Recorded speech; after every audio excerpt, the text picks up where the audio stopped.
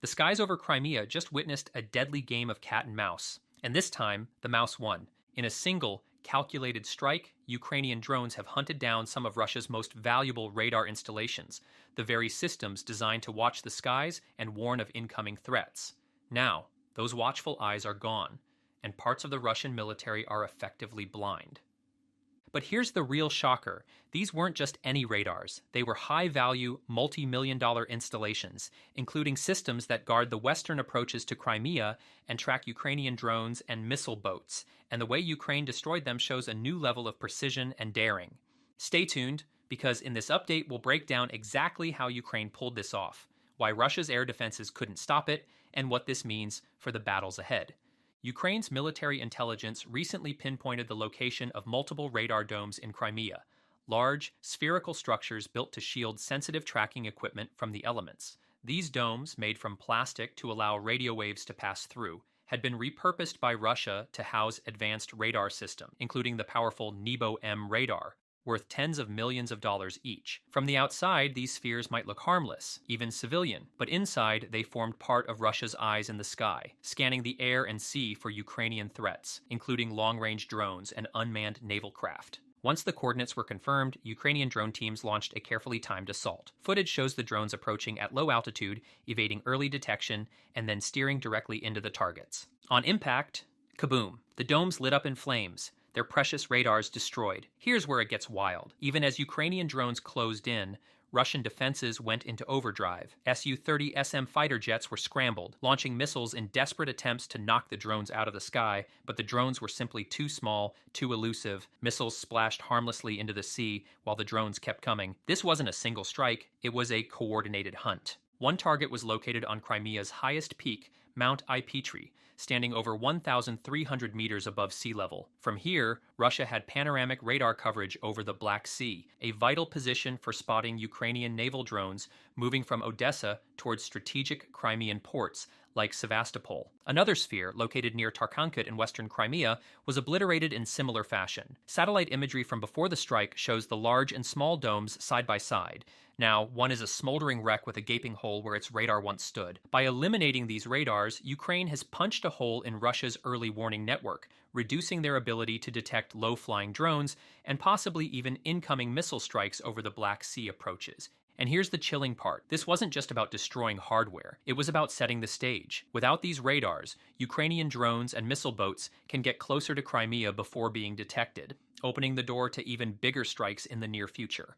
The drones used in these missions aren't massive, expensive aircraft. Instead, they resemble lightweight unmanned planes, simple airframes made from tubes, wings, and affordable electronics. While they lack the agility of FPV kamikaze drones, they excel in range and payload capacity. Reports suggest that some may be equipped with miniaturized Starlink antennas, allowing for long-range, real-time control even hundreds of kilometers away. This gives Ukrainian operators the ability to guide them right up to their targets, even deep in enemy territory. Despite Russia deploying advanced Pantsir S-1 air defense systems in the area, intercepting these drones proved difficult. The systems detected them, yes, but detection is not the same as destruction. Small targets flying at low altitude are notoriously hard to hit, especially with missiles designed for fast-moving aircraft. One attempted interception saw Russian missiles explode dangerously close to the drones, shrapnel splashing into the sea, but the drones kept flying, proving that size and speed can sometimes beat firepower. While these strikes in Crimea made headlines,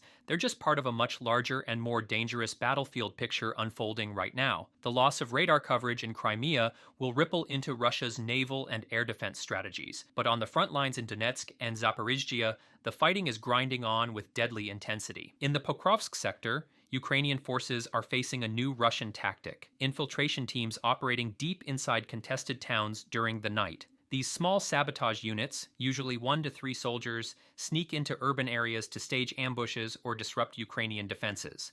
One such group recently tried to operate in the center of Pokrovsk, but Ukrainian surveillance spotted them. The result was swift. Ukrainian fire eliminated the entire unit, but the fact they were there at all underscores just how fluid and dangerous this urban front has become. Buildings across Pokrovsk bear the scars of constant artillery, drone strikes, and aerial bombardment, turning the town into a de facto gray zone where neither side fully controls the streets. Meanwhile, Russian forces have been pushing closer to Rodinske, aiming to envelop nearby Ukrainian positions. If they succeed, Ukrainian forces in the area risk being half encircled, forcing potential withdrawals to avoid being trapped. Russia's goal is clear. By winter, they want full control of Pokrovsk, Mirnohrad, and possibly Kostiantynivka. Achieving that would give Moscow a significant propaganda win going into the cold months. But to get there, they'll have to pay a steep price in blood. Ukraine isn't just hitting military targets in Crimea, it's going after the fuel that powers the Russian war machine. In the Krasnodar region, the Afipsky oil refinery was struck for the second consecutive night, triggering massive fires. This facility is one of several Russian refineries recently targeted by Ukrainian drones, particularly in Rostov and other European parts of Russia. These strikes don't just damage infrastructure, they choke Russia's ability to produce diesel for its military, disrupt fuel exports, and destroy expensive foreign-made equipment that Moscow cannot easily replace. Much of the modernization in these refineries was done with German, South Korean, and American technology, equipment now burning on the ground. For the Russian economy, losing refining capacity is a crippling blow. For the Russian military, it's a logistical nightmare. Further east, in Kostiantynivka, Russian forces attempted an armored assault on the village of Katarinivka. They moved in with multiple infantry fighting vehicles, some converted into heavily armored turtle tanks. Ukrainian defenders managed to destroy several of these vehicles, one with a direct FPV drone strike that entered through an open hatch. But the fighting highlights a major challenge. Much of this terrain is open fields with limited tree cover, making concealment difficult and withdrawals risky. Russia is attempting to push fast from this direction, aiming to cut Ukrainian forces off. Already, some roads are under Russian fire control, creating bottlenecks that could trap Ukrainian units if they don't withdraw in smaller, nighttime movements. In the Serebryansky forest, Russian forces have expanded the contested gray zone and are pressing towards the settlement of Serebryanka. Fighting there is intense, but incremental. Near Pokrovsky, Russian units are once again attempting to cross a key railroad line, a location they briefly seized months ago before losing it to a Ukrainian counterattack. Now they're pushing south from Dakhne towards Novorodivka. On the northern side, around Chasiv Yar, Ukrainian forces have managed to hit what appears to be a Russian SAM system, demonstrating that even under heavy pressure, Ukraine is still able to deliver precision strikes. Reports from Russia's Saratov region suggest unusual activity.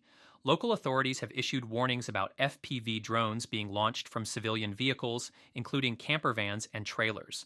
Residents are being told to report suspicious vehicles to emergency services, suggesting fears of sabotage operations inside Russian territory. Some channels speculate this could be a small-scale version of Ukraine's previous spiderweb campaign, where multiple drone launches hit targets in rapid succession. While it's too early to confirm the full scope, it's a reminder that the war's reach now extends far beyond the front lines, deep into the Russian heartland. From the mountaintops of Crimea to the oil refineries of Krasnodar, from the embattled streets of Pokrovsk to the forests of Luhansk, Ukraine is fighting a war on multiple fronts, blending high-tech strikes with gritty close-quarters battles. The destruction of Russia's radars in Crimea isn't just a tactical win, it's a signal that Ukraine can penetrate deep into one of the most fortified regions under Russian control, dismantle its defenses, and prepare the ground for even larger operations. Russia may replace the hardware in time, but rebuilding trust in their own defenses will take much longer. And as winter approaches, the question is, who will control the skies,